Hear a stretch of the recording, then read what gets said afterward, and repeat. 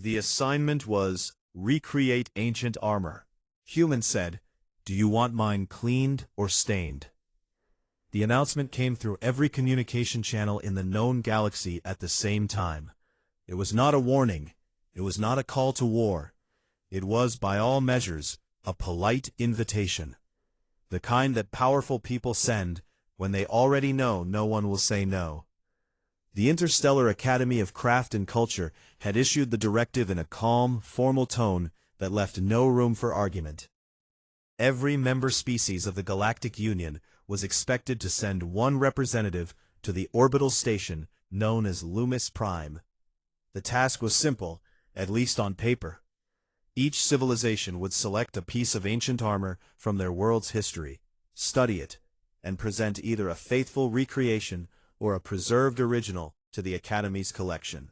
The purpose, according to the official letter, was to celebrate heritage, to show the galaxy what each species had once been before the stars opened up to them. It sounded like a museum project. Most species treated it exactly that way.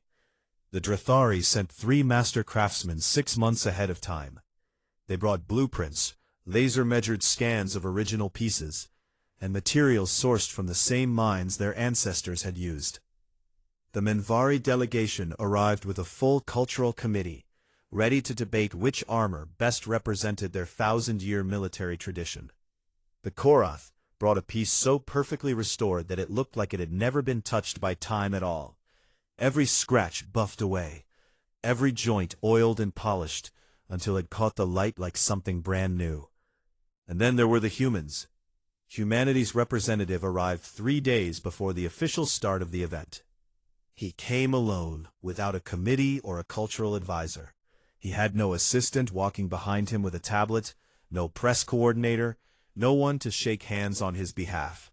He was a man of average height, lean, with dark hair that was slightly too long, and a pair of old-fashioned glasses that sat a little crooked on his face. He wore a plain gray jacket, and carried a single sealed crate on a handcart, rolling it through the grand corridor of Loomis Prime, like a man returning library books. His name was Junho. The station's intake officer, a Drathari female with pale blue skin and 4 narrow eyes, looked at his arrival form and then looked at him.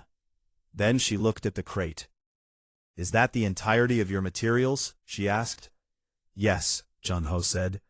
"No support team?" "No." She typed something into her system, with a look that suggested she was already writing a note about this in some internal report. Junho didn't seem to notice, or if he did, he didn't care. He thanked her, took his room assignment, and rolled the crate down the hall without another word. The main exhibition hall of Loomis Prime was enormous. It had been designed specifically for events like this. High ceilings with soft ambient lighting, long rows of presentation tables arranged in gentle curves, and walls made of a semi-transparent material that showed the slow drift of stars outside. 40 civilizations would fill this space over the next 2 weeks. It was meant to feel grand and significant, and for most delegates, it did. Junho was given a table near the eastern wall, between the Drathari station and a group of tall, gray-skinned beings called the Torvani, who communicated mostly in low harmonic vibrations. The Drathari craftsmen had already begun setting up their workspace. Careful tools laid out in precise order, reference images pinned at exact angles, a small environmental control unit humming softly to maintain perfect working conditions. They looked at Junho's table. Then they looked at him. He had placed the sealed crate on the table and had not opened it. He sat in the provided chair, with a thermos of something warm, reading from a small paper book. Actual paper, which was unusual enough that one of the Drathari craftsmen leaned slightly sideways to look at it. "You haven't begun your setup," the craftsman said. His translator rendered his voice in flat, even tones. "I know," Junho said without looking up.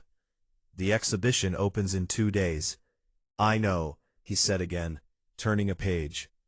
The craftsman exchanged a glance with his colleague and said nothing more. There was a general understanding among most of the older species in the Galactic Union that humans were enthusiastic but disorganized.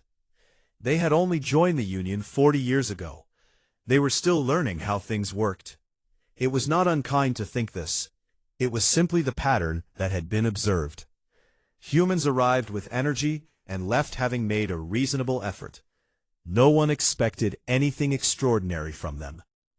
The briefing session on the first evening gathered all 40 representatives in a wide circular chamber near the top of the station.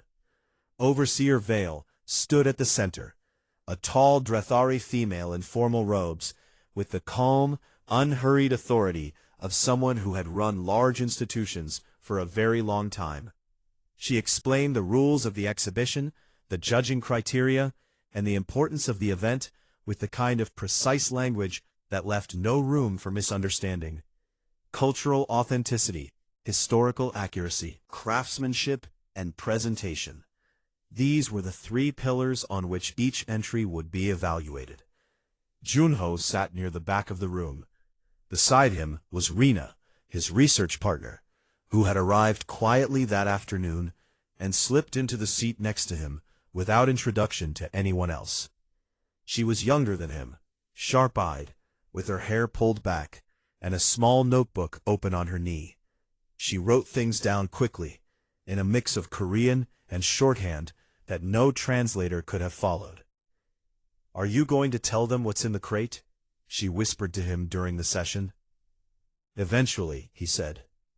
"You're going to make everyone very nervous." "Good," he said, and turned his attention back to Overseer Vale. After the briefing, delegates gathered in smaller groups, talking about their preparations, sharing polite observations about each other's cultural histories. Junho and Rina did not join any group. They walked back to the exhibition hall, and Junho stood in front of the crate for a long moment with his hands in his pockets. Rina stood beside him. "Are you ready for what people are going to say when they see it?" He thought about that for a moment. He thought about his grandmother, who had kept a photograph of the armor on her wall her whole life. He thought about the name carved into the helmet's rim, which he had traced with his finger as a child and had never forgotten. "It's not about being ready," he said finally. "It's about being honest." Rina nodded. She wrote something in her notebook. Outside the transparent walls of Loomis Prime, the stars moved slowly past, cold and silent and very, very old. 40 civilizations were preparing to show the galaxy who they had once been. Humanity had already decided. The assignment was, recreate ancient armor. Humans said, "Do you want mine cleaned or stained?" The first full day of the exhibition was lively in the way that academic events always are, busy on the surface, with most of the real work happening quietly underneath.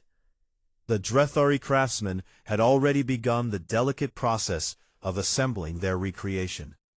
The armor they were reproducing was from the third age of Drethari civilization, a ceremonial chest piece worn by high commanders during the Unification Wars. The original had been destroyed centuries ago, but they had enough scans and historical records to rebuild it down to the smallest engraving.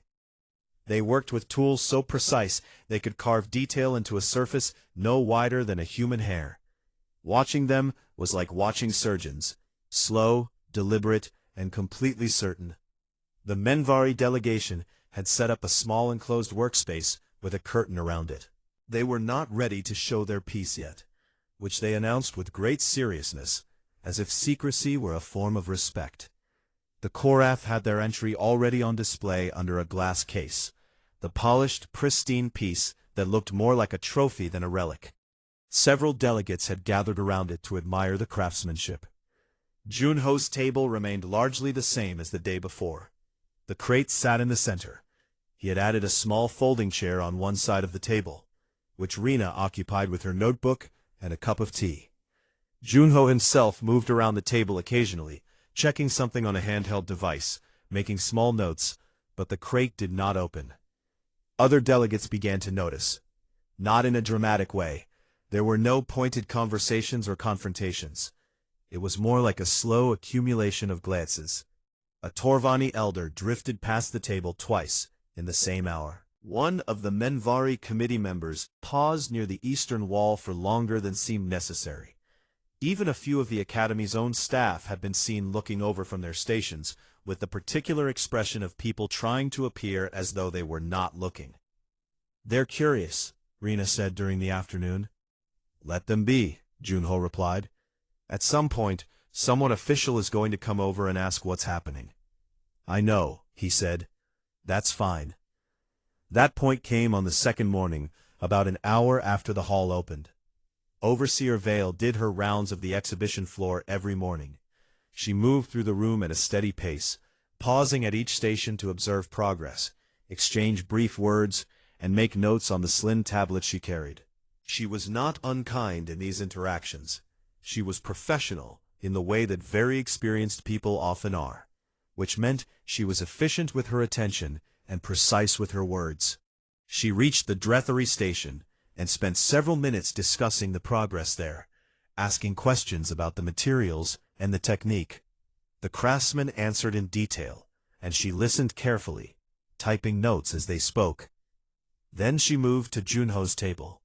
She looked at the crate. She looked at Rena, who nodded politely. Then she looked at Junho, who had set down his handheld device and was watching her, with the calm expression of a man who had been expecting this. "Your progress log from yesterday evening shows no recorded activity," Vale said. It was not quite an accusation, but it was close. "That's correct," Junho said. "The exhibition opens for formal judging in 9 days. Do you have a clear plan for your entry?" Junho tilted his head slightly. "Yes." Vale's 4 narrow eyes settled on the crate. "Is your piece inside?" "Yes." "Will you require additional materials, tools, environmental support?" "No." She paused. Her tablet was open, but she had not typed anything. "I want to make sure I understand your approach. The assignment is to recreate ancient armor, or to present a preserved original in a state appropriate for public display. Are you working toward one of those 2 outcomes?" Junho looked at her for a moment. There was nothing challenging in his expression, no sharpness, no humor. Just a kind of quiet steadiness that was, in its own way, harder to read than emotion would have been. "I'm presenting an original," he said. "Good. And the state of the piece, has it required significant restoration work?" "The Academy can provide conservators if you need." "No restoration," he said simply. Vale stopped. "The piece is in poor condition?" Vale asked. Junho considered the word. "It's in the condition it's in," he said. There was a brief silence. Around them, the hall continued its quiet activity. The soft sounds of tools, of low conversation in a dozen different languages, of something being carefully set down on a hard surface across the room. Then Vale asked the question that had been building in the back of her mind since she had first seen the unopened crate. "Will your piece be presented in its original state?" she said carefully, "or will it be restored for display?" Junho looked at her. Something in his expression shifted. Not much, just enough. The corner of his mouth moved in a way that was not quite a smile, but was close to one. "Do you want mine cleaned?" he said, "or stained?"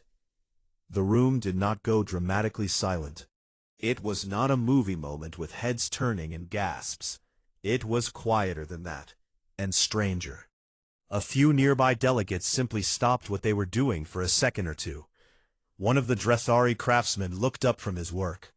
Rena, who had heard the line before, who had in fact been the one to tell Junho that he absolutely had to say it exactly like that when the moment came, looked down at her notebook and pressed her lips together to keep from smiling. Vale stood very still. The word stained had a particular weight in Drethari language that translated across most known species' sensory frameworks. Not just a surface marking, but something that had entered a material, changed it from within, left a record that could not be undone. For most species, presenting a stained artifact in a formal academic exhibition would be unusual. They cleaned things before showing them. They made them look as close to what they had once been as possible, before time had gotten to them. "You are presenting the piece as it is," Vale said slowly, "without cleaning, without restoration." "Yes," Junho said. "May I ask why?" Junho looked at the crate for a moment. When he looked back at her, his voice was the same, even, unhurried, carrying no particular weight on any individual word. "Because cleaning it would change what it is," he said. Vale wrote something on her tablet. She looked at the crate one more time. Then she moved on to the next station, as she always did. But her pace was slightly slower than it had been before. Behind her, Rena finally allowed herself to smile. She wrote 3 words in her notebook, underlined them twice, and closed it. Across the hall, the stars continued to drift past the transparent walls, cold and patient and deeply unimpressed by the small dramas of living things, which was, in its own way, exactly the right backdrop for what was about to happen next. The assignment was, recreate ancient armor. Human said, "Do you want mine cleaned or stained?" Junho opened the crate on the morning of the 4th day. He did not announce it. He did not send a message through the station's internal network, or ask the Academy staff to gather anyone. He simply arrived at his table a little earlier than usual, set his thermos down, and began removing the sealed panels of the crate, one by one, with a small manual tool. The kind with a flat head. Nothing powered, nothing precise. Just a person opening a box. Rena was already there, sitting in her folding chair, notebook closed for once, hands wrapped around her own cup of tea. She watched him work, but said nothing. There was a particular kind of silence between them that had the quality of something prepared for. Not tense, not heavy, just ready. The panels came off slowly. Junho stacked them neatly against the wall behind the table. Inside the crate was a layer of protective foam, dark gray, shaped to hold something. Junho lifted the foam sections out carefully, setting each piece aside with 2 hands, the way a person handles something that belongs to someone else, which, in a way, it did. And then the armor was visible. It was a complete set of Joseon-era Korean armor. Helmet, chestplate, shoulder guards, arm guards, waistskirt, and leg pieces, all present, all connected by the original leather and cord lacing that had held them together for 7 centuries. The metal was a dark, aged iron, not the bright silver of something newly made. The surface was uneven in places, not from careless storage, but from use. Real use, the kind that left its mark not in clean lines, but in the irregular pressure of actual impact, actual weight, actual time. The left shoulder guard had a long dark burn mark running diagonally across it. Not a rust stain, not a discoloration from age, a burn. The kind that came from fire, or from something very close to it. The chestplate had stains. They were dark brown, almost black in the deeper creases of the metal, and they spread in an uneven pattern across the lower left section, the kind of pattern that had a specific, unexpected origin. The Academy's cultural staff, who had quietly drifted toward the table as the crate was opened, were experienced enough to recognize what they were looking at. They recognized it because it was not unique to human history. Every species that had ever fought a war knew what old blood looked like when it had been absorbed into metal over hundreds of years. No one said anything immediately. Junho lifted the helmet last. It was the piece that showed the most wear. The brim was dented on the right side, and the neck guard had a section where the lacing had been repaired at some point. The newer cord, slightly lighter in color than the original. Along the front rim of the helmet, just above the eye line, an inscription had been engraved directly into the metal. The characters were old Korean script, carved by hand, uneven in the way that handmade things always are. They spelled out a name, and below the name, a short phrase. Junho set the helmet down on the table with both hands and stepped back. Overseer Vale had not planned to be in the eastern section of the hall that morning. She had other stations to review, and a scheduling meeting before midday. But one of her staff had sent a short internal message 20 minutes ago. 3 words. The human opened it. And she had changed her direction without quite deciding to. She stood at the edge of the small crowd that had gathered.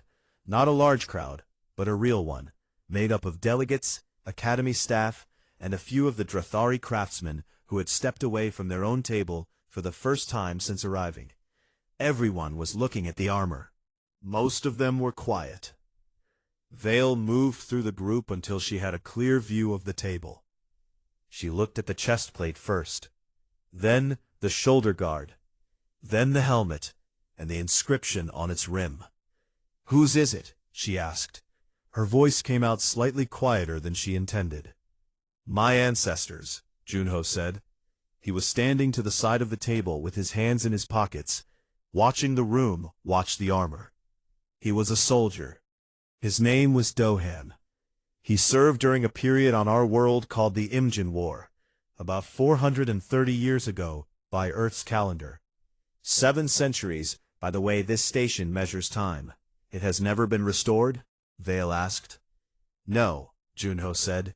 She looked at the chest plate again, the staining on the lower section. Yes, Junho said, before she could finish. He did not say it sharply. He said it the way someone confirms something that doesn't need to be elaborated on. You transported this, the original piece, all the way here, on a commercial transit line. Cargo class, Junho said. I packed it myself. One of the Drathari craftsmen, the one who had spoken to Junho on the first day, was standing close to the table now, looking at the lacing on the helmet's neck guard. His expression had shifted from the polite professional distance he usually maintained into something more unguarded. He was looking at the repair in the lacing, the slightly lighter cord where someone had mended it. This was repaired during his lifetime? The craftsman asked. We think so, Junho said. The cord is the same material as the original, just newer. Someone fixed it in the field, probably. It wasn't a workshop repair. Too rough. The craftsman nodded slowly, as if he was hearing something that matched a thought he'd already been having. Kiro, the Menvari delegate, a broad, dark-eyed being whose species wore their history and physical markings on their skin, stepped closer to the table and looked at the burn mark on the left shoulder. What caused this? He asked. Fire arrows, Junho said, or incendiary weapons of some kind. The records aren't specific, but that section of the battle lines faced a lot of fire-based attacks. Kiro stared at the mark. He survived it. That engagement, yes, he survived the whole war. Junho paused. He died at home, much later, old age. Something passed across Kiro's face, not quite surprise, but close to it. He had expected, for some reason he couldn't fully articulate, that a story this heavy would end differently. Then why does the armor look like this? He asked. If he lived, why was it never cleaned, never restored? Junho thought about that for a moment. He thought about his grandmother again, and the photograph on her wall, and the way she had spoken about Dohyun, not with sadness, but with a kind of careful respect that treated the past as something still present. I think, he said slowly, that he wanted to remember what it had cost. And after him, the people who kept it wanted to remember the same thing. The hall was quiet enough that the low harmonic of the Torvani elder, who had drifted close without anyone noticing, was clearly audible, a deep, slow vibration that their species used to express something between acknowledgement and reverence. The armor sat on the table, under the soft light of Loomis Prime, burned and stained, and 7 centuries old. And it looked exactly like what it was.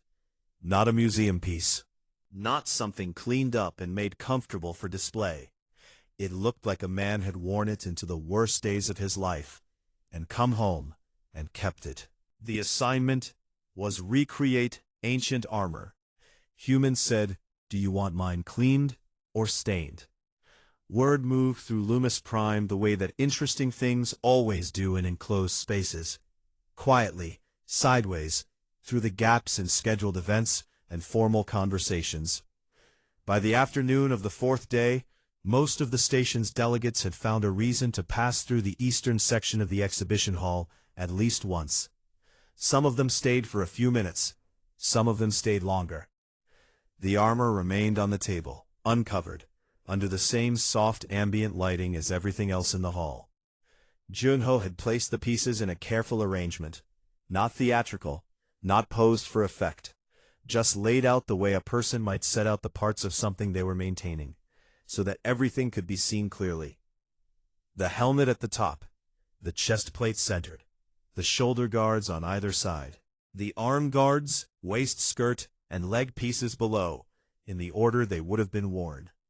It looked, to several delegates who had military histories in their own civilizations, like the outline of a man who had just stepped out of the room. Rena began the presentation on the afternoon of the fifth day. It had not been formally scheduled.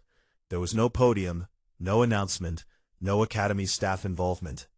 She simply stood at the side of the table with a small holographic projector, the portable kind, no larger than a book, and began talking in a calm, clear voice that carried without needing to be loud. A few nearby delegates stopped to listen. Then more came. Then more. She pulled up the first image, a map of the Korean peninsula as it had existed during the Imjin War.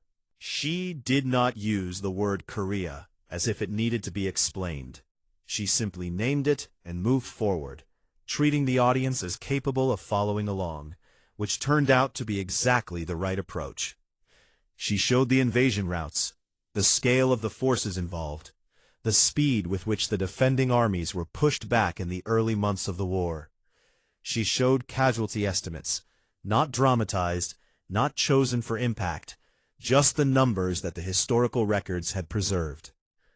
Then she pointed to a specific location on the map, a mountain pass in the southern region, and explained what had happened there in the second year of the war. A unit had been ordered to hold the pass, while the main force reorganized further south. The unit was smaller than it should have been. Supply lines had been cut. The pass was strategically significant, because losing it would open a direct route to two population centers, and the enemy commander knew this. The unit held the pass for 6 hours. Rena did not linger on that detail. She moved the map forward to show what happened next. The reinforcements that arrived, the repositioning of the main force, the eventual outcome of that section of the campaign. She showed how the 6 hours at the pass had mattered in the larger shape of the war. Then she stopped the projection and looked at the people gathered around the table. Do-hyun was in that unit, she said. We don't know exactly what happened to him during those 6 hours. The records don't go that deep. We know he was there. We know the unit survived. We know he came home. She paused. We know what his armor looks like. Hero of the Menvari had been standing near the back of the gathered group since Rena began speaking. Now he stepped forward, close enough to the table that he could see the chest plate clearly. Your species keeps things like this, he said. It was not quite a question. Some of us do, Rena said. The damage, the marks, they are preserved deliberately. Not as a warning, not as a symbol of failure, as a— he seemed to reach for the right word and not quite find it. As a record. Yes, she said, but why not restore it? Your people have the technology to clean the metal, to remove the staining, to repair the burn. It could look like it did before the war.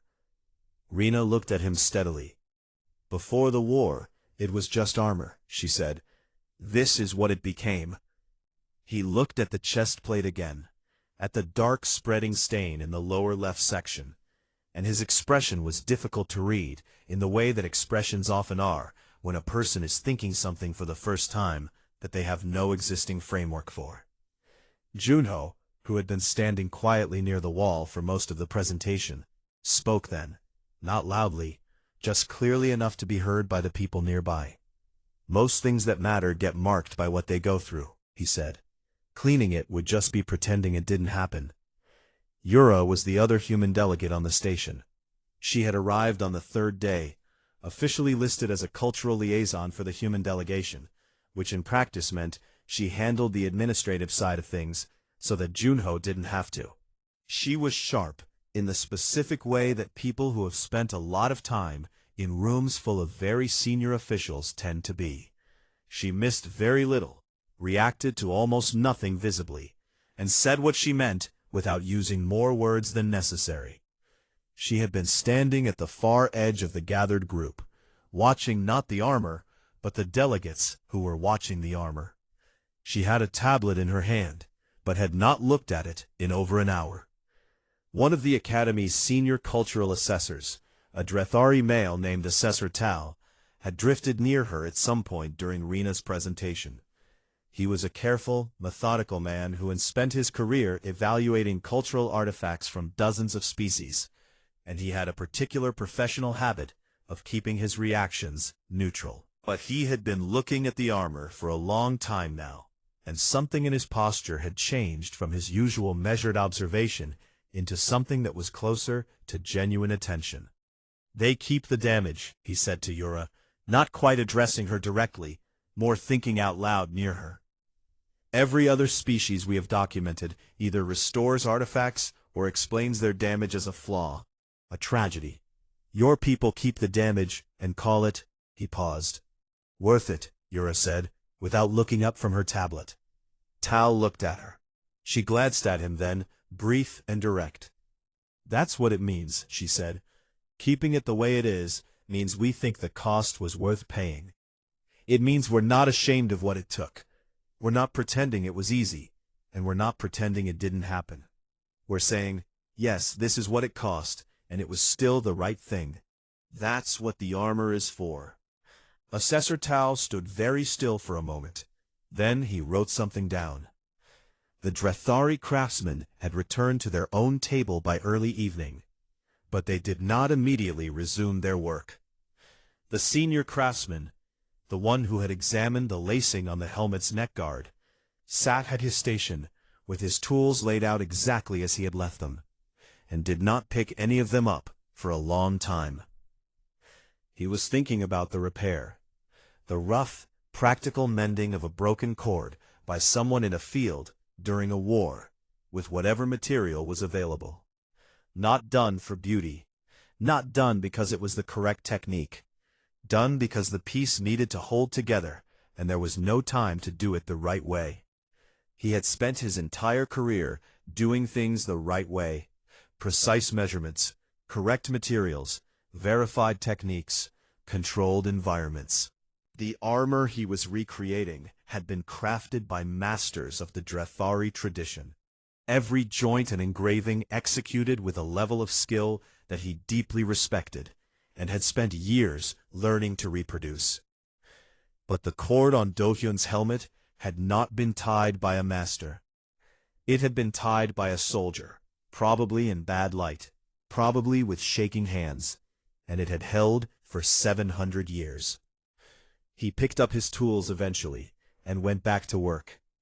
But he worked slightly differently than he had before, and he would not have been able to explain exactly why, if anyone had asked. The assignment was recreate ancient armor.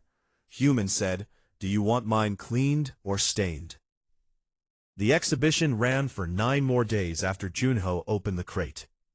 During that time, 40 civilizations finished their presentations and submitted their entries to the Academy's formal record. The Drethari completed their recreation, a stunning, technically precise piece that drew genuine admiration from every cultural expert on the station. The Menvari revealed their entry from behind the curtain, an original helmet so perfectly preserved that it looked as though it had been made the previous week, which was itself a remarkable achievement given that it was over 2,000 years old. The Chorath's polished piece continued to catch the light beautifully under its glass case. Every civilization had brought something real, something that represented who they had been before they reached the stars. Junho's table was the most visited every single day. Not because the armor was the most beautiful, it wasn't. Not by any standard measurement of craftsmanship or aesthetics. Not because it was the oldest. Several other entries significantly predated it. It was visited because people kept coming back to look at it. And each time they came back, they seemed to find something different to think about. The Torvani Elder returned 4 times across the 9 days, standing in quiet harmonic vibration in front of the chestplate for long stretches of time. 2 of the Menvari committee members came back together on the 7th day and had what appeared to be a long, serious conversation in low voices while looking at the burn mark on the shoulder guard. The armor did not change. It sat on the table, still and dark and patient, exactly as it had always been. Overseer Vale completed her formal assessments on the final day of the exhibition. She moved through the hall in the same careful, unhurried way she always did, making her last notes at each station, exchanging brief professional words with the delegates. The evaluations she filed would form the basis of the Academy's cultural record, the official documentation of what each civilization had chosen to bring and what that choice said about them. She saved the human table for last.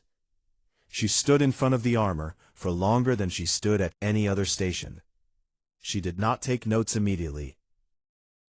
She looked at the helmet and the inscription along its rim. She had commissioned a translation on the 3rd day, and she knew now that the phrase below Dahyun's name meant something close to, for the ones who come after. She looked at the rough cord repair on the neck guard. She looked at the burn mark, and the staining, and the dented brim. Then she opened her tablet, and went to the entry she had started on the 1st day of the exhibition, when Junho had arrived alone, with a single crate, and no support team. She read what she had written then. The words felt very far away now. Not wrong exactly, but written by someone who understood less than she did now. She deleted the entire entry and started over. She wrote for a long time. She wrote about the armor itself, its age, its construction, its condition, the specific markings, and what the human research partner had explained about their origins. She wrote about Dohyun, and the pass, and the 6 hours, and what 6 hours had meant in the larger shape of a war on a small world orbiting a minor star on the outer edge of a mid-sized galaxy. She wrote about the inscription. She wrote about the cord. And then she wrote a final section, which she labeled simply Observation, and which she had not included in any other entry in the 23 years she had been running these exhibitions. She wrote, "This civilization does not separate its history from itself. It does not plead its past or present it in the condition it would have preferred things to be.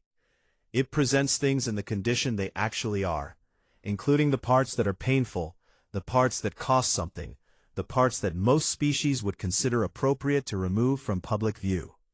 This is not carelessness, and it is not a lack of sophistication. It is a choice, made deliberately, across generations. The armor was not preserved in spite of its damage. It was preserved because of it. The damage is the point." She paused, then added one more line. "Revise all prior cultural classifications for humanity. Current designation does not reflect observed reality." The closing reception on the final evening was held in the same circular chamber where the briefing had taken place at the start. Delegates gathered with drinks in the polite, slightly tired way of people at the end of a long professional event. Present, conversational, beginning to think about the journey home.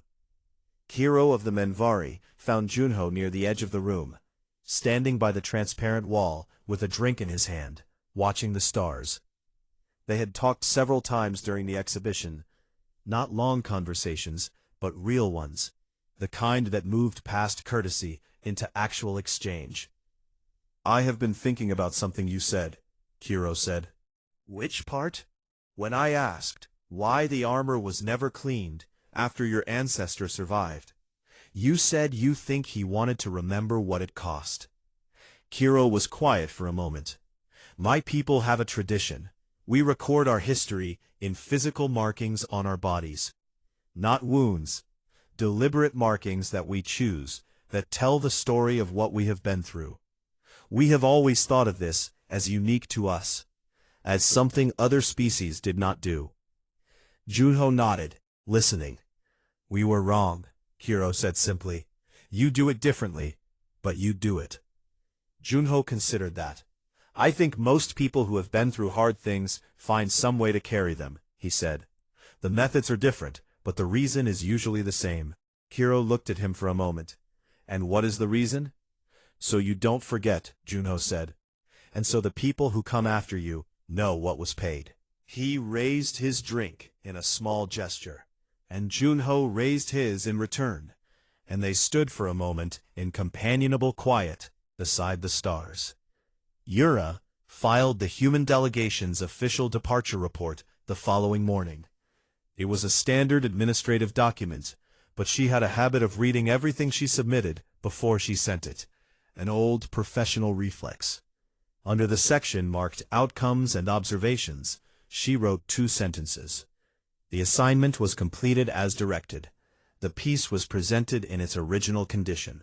Then she sent it, picked up her bag and went to find Junho, who she already knew would be at the table, packing the armor back into the crate, with the same careful two-handed attention he had used to take it out. He was. Rena was there too, helping with the foam panels, fitting each piece back into the shaped spaces that had been cut to hold them. They worked quietly and methodically, and Yura set down her bag and helped without being asked, because that was simply what you did. The helmet went in last. Junho placed it in its space, looked at it for a moment, at the inscription, at the dented brim, at the rough cord on the neck guard, and then set the foam cover over it gently, and held it there for a second with both hands flat on the surface. Then he and Rena and Yura sealed the crate together, and Junho loaded it back onto the handcart, and they walked out of the hall the same way they had come in. 48 hours later, in offices and council chambers and research institutions across a dozen star systems, cultural assessors and diplomatic liaisons and government advisors opened their copies of the Academy's exhibition report and read Overseer Vale's entries. Most of them were thorough but unremarkable, the expected documentation of heritage items from established civilizations. The entry on humanity was different. Several people read it twice. A few forwarded it to colleagues with short messages attached. Nothing elaborate, just, read this one. In the Drethary Council's cultural office, an archivist who had spent 30 years cataloging species classifications opened Vale's final note, the one that said revise all prior cultural classifications, and sat with it for a long time before doing anything. Then she opened Humanity's file, found the section marked Assessment, Stage of Development, and changed the designation from what it had read for the past 40 years. She did not replace it with a rank above the old one. She did not place humans in a higher category on the standard developmental scale that the Council used for young species. She simply deleted the old designation entirely and wrote in its place a single short phrase that didn't fit neatly into any of the usual categories, which was itself a significant thing, because the Drethari Council had a category for almost everything. The phrase she wrote was carries its history. It was not a rank. It was not a rating. It was an observation, the way Vale's note had been an observation. Not a judgment about where humanity stood in relation to other species, but a description of something true about them that the existing frameworks did not have a good word for.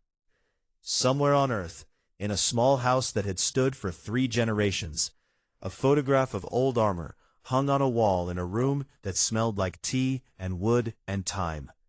No one was home at that particular moment. The photograph was just a photograph, faded at the edges, the frame slightly dusty, ordinary in the way that very old things often are, when they are simply part of a place rather than on display. But the armor in the photograph was the same armor that had sat on a table in a station orbiting a star 40 light-years away, and been looked at by 40 civilizations, and changed the way at least some of them thought about a species they had considered unremarkable. And on the rim of the helmet in the photograph, too small to read in the image, but known by the family who had kept it for 7 centuries, the inscription was still there.